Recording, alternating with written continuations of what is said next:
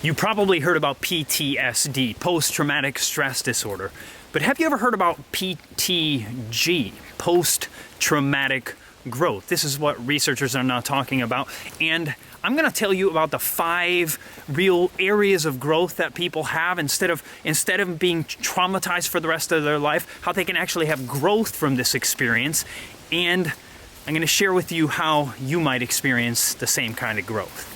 Hey everybody, Chad KREUZER here with Health and Homestead. I was reading the Scientific American about this centuries-old art called kintsugi.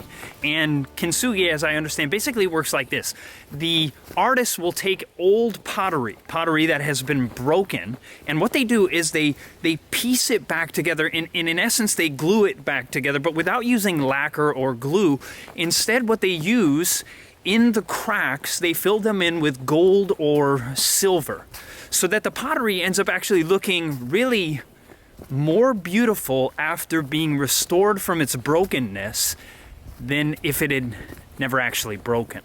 What an incredible concept. And that's what psychologists are now talking about. How, yes, some people have post-traumatic stress, but if you can learn to actually overcome, learn to actually grow through these experiences, it can actually be something that makes you a stronger, even healthier person than maybe even before the trauma that you've been through.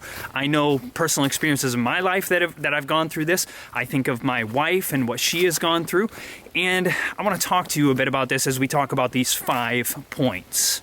You may have heard of the book called Ghost Boy. It's the true story of a young boy by the name of Martin Pistorius. He was 12 years old, and he came down with some kind of disease that was so debilitating that he went into a coma, and then he came out of the coma, but he was a vegetable. He was, at the age of 12, there was no response. You could talk to him, he wouldn't respond, no smiling, nothing. And you can imagine how traumatizing that was for him. And he got to the point where, the doctor said, listen, just try to make him as comfortable as possible and just wait for him to die. But he didn't die. And his father was very kind to him. He took care of him, he dressed him, and he brought him to a care center every day. And his mother was so stressed out by the situation that she looked at her son and she said, "I wish you were dead." Now, she didn't know that he could understand everything that was going on around him. He just couldn't respond. He had something that the researchers call total locked-in syndrome. Now, while he was in the care facility that they were to take care of him, he was physically abused. He was emotionally abused. He was even sexually abused because the workers thought, well, he can't respond. He can't tell anybody. We can do whatever we want to him. And so he went through this traumatic experience from the age of 12 to, I believe, the age of 25. He was going through this. And he even said, I hated Barney. He was tortured by having to watch that purple dinosaur, that nightmarish television show that no human has ever enjoyed. But he was forced to actually suffer through that. Obviously, that was nothing compared to the other forms of abuse that he suffered. But nevertheless, all through this, at the age of 25, one of the care workers was looking at him, and as they were looking at him, they noticed that he seemed to make some kind of slight movement of his eyes, like almost a smile, almost imperceptible, but there. And as they saw this, they said to the parents, listen, I think he can understand. You need to have him tested. And sure enough, he was tested, and it turned out he was totally there. He had full cognition. And over time, Martin was able to actually go to school, finish schooling, go to college, get a degree in something like computer sciences, and he got a job in the computer industry. He met a woman who ended up, she shared Jesus with him. He wasn't raised in a Christian family. He became a Christian, and she ended up marrying him. What an incredible story. And he shares with us this information in this book, Ghost Boy. And he went through this suffering, and yet this didn't crush him. Sometimes we have family members that go through terrible trauma, or we know someone else does, and we become angry. Why would God allow this to happen?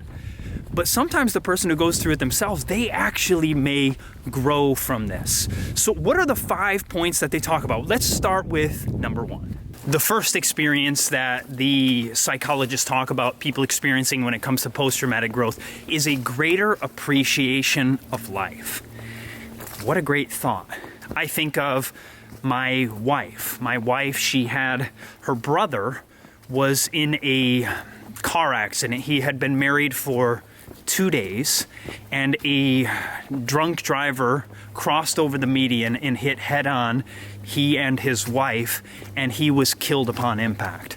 She actually ended up living through the ordeal. She was a nurse, and she knew he was dead. I mean, she was able to check his vitals, and he was dead. He was gone, and she knew that. So for her, you can imagine a post-traumatic experience, and so too for the family.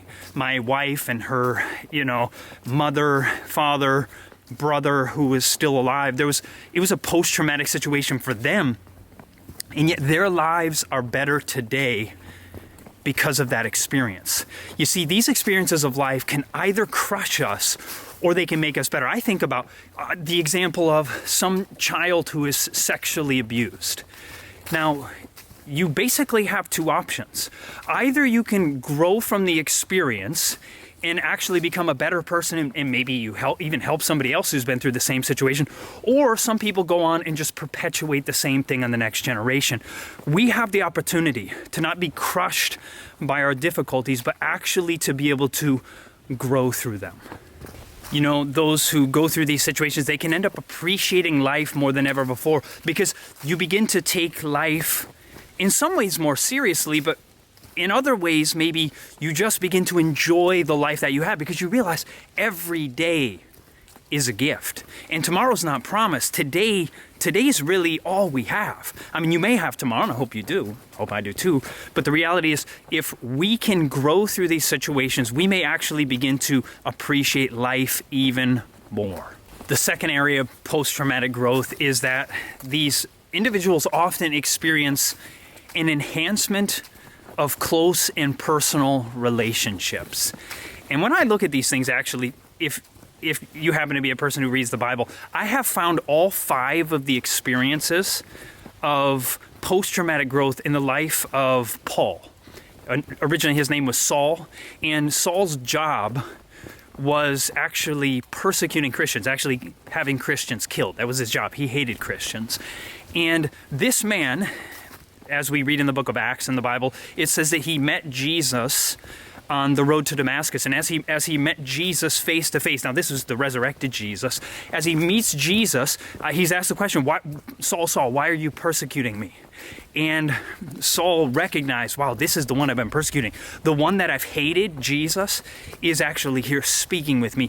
And Saul's life was changed, and he went from being a persecutor of Christians to actually the most ardent believer in Jesus Christ, and he exhibited that by his actions. Meaning we could see that Paul went forth and he preached around the then known world. He was sharing the gospel, and this man went from a man who hated these Christians, people who were different from him, to actually loving humanity so much that he wanted to share with everybody about Jesus. And we can see in this passage in Philippians that he cares for these people whom he once hated. He actually hated these people, and he talks about them as my dearly beloved, the ones that I long for. And you see, we can get to the point where maybe we can put down our phones or put down the technology, and actually we can have a greater appreciation of life. And sometimes the trials in life can actually help us to have that experience. The third area of post-traumatic growth is that often people find or they discover new possibilities and new purposes in life. And I can think of that with my wife. She was going in a certain direction in her life there, and God took her in a total different direction. And that can happen as you go through a traumatic experience. You may begin to reassess your life. What is really important in life?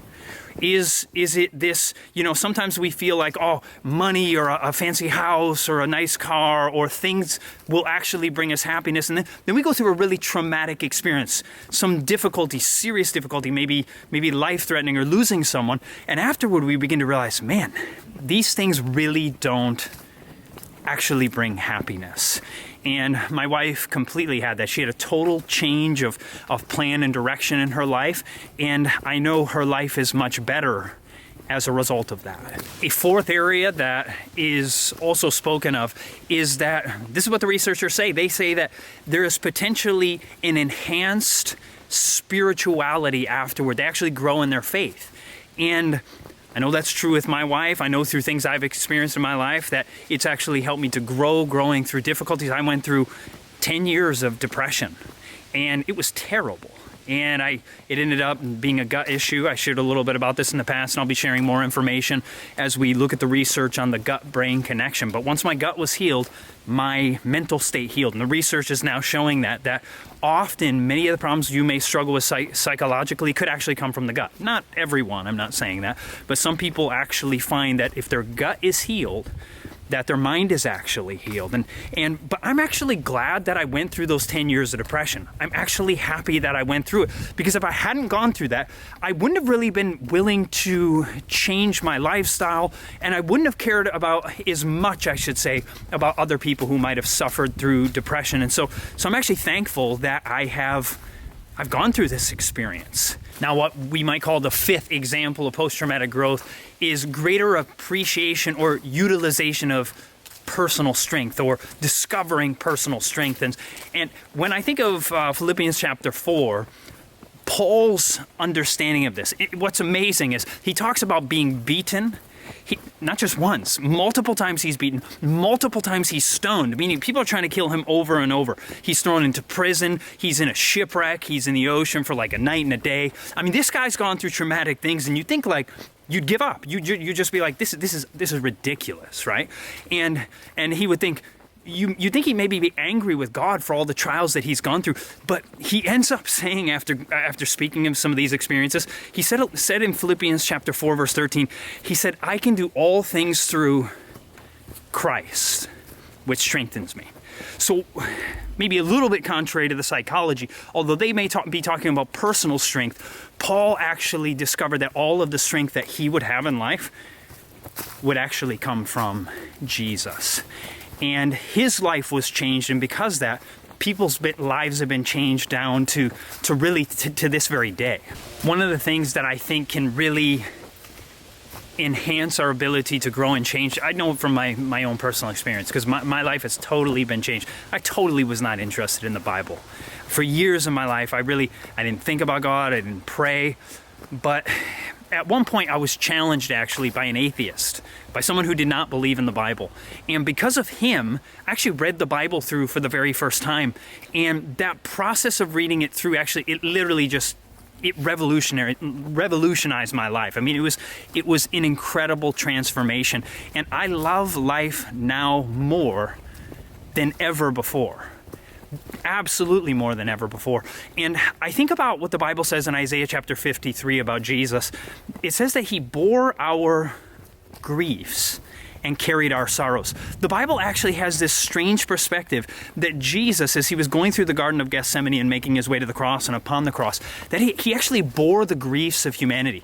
He bore the sorrows of humanity, meaning that he actually took the suffering, not only the guilt, he did take the guilt, absolutely, but he also experienced the suffering that you and I have gone through.